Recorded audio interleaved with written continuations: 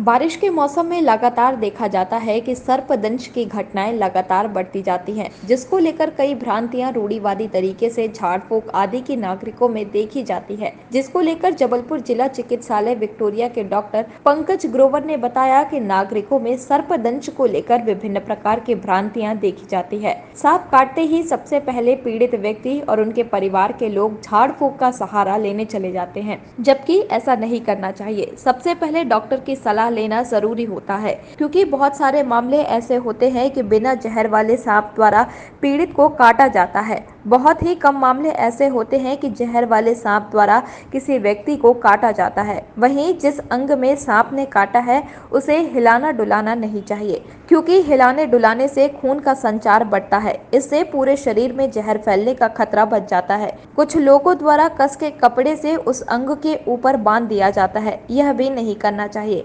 क्योंकि इससे उस अंग में खून जम जाता है और वह अंग काट कर अलग करना पड़ता है। इसलिए सबसे पहले डॉक्टर की सलाह सर्पदंश के मामलों में लेनी चाहिए। वहीं जहरीले सांप के काटने पर डॉक्टरी परामर्श बहुत जरूरी होता है।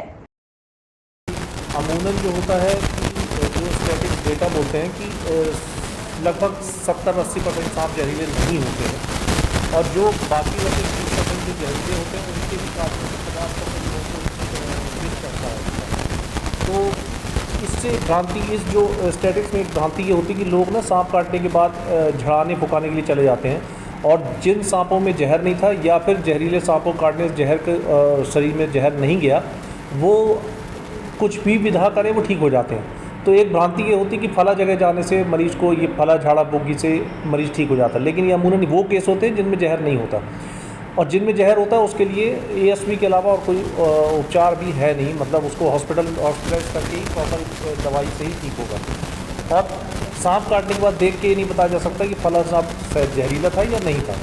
तो मैसेज ये है कि जिसको यदि कभी सर्प काटे किसी को, तो वो मरीज़ सबसे पहले अस्पताल में ही जाए जहाँ चिकित्सक उपलब्ध हैं, ऑब्जर्वेशन में रहे। यदि सिम्टम उत्पन्न होगा या उस हिसाब से उनके प्रॉपर गाइडलाइन है, चिकित्सक उनका इलाज करेंगे।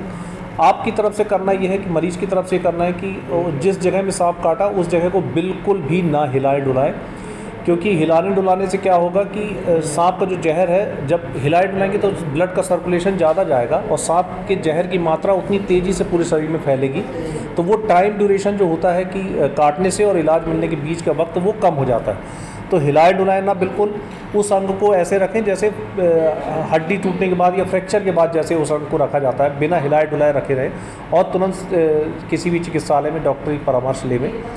बांधने का जो एक ट्रेंड है वो बांधने का, या पहले तो बांधने के लिए ट्रेंड में बोला नहीं जाता, क्योंकि बांधने से एक समस्या आती है कि जिस हिस्से में आपने बांधा है उसके नीचे वाले हिस्से में नेक्रोसिस हो जाता है, खून के दबाव का बंद हो जाता है, तो वो अंग खराब हो जाता है। तो प्राथमिकता ये है कि आप उस चीज़ को बिल्कुल भी ना, उस अंग को बिल्कुल भी ना हिलाएं और चिकित्सकीय परामर्श लें।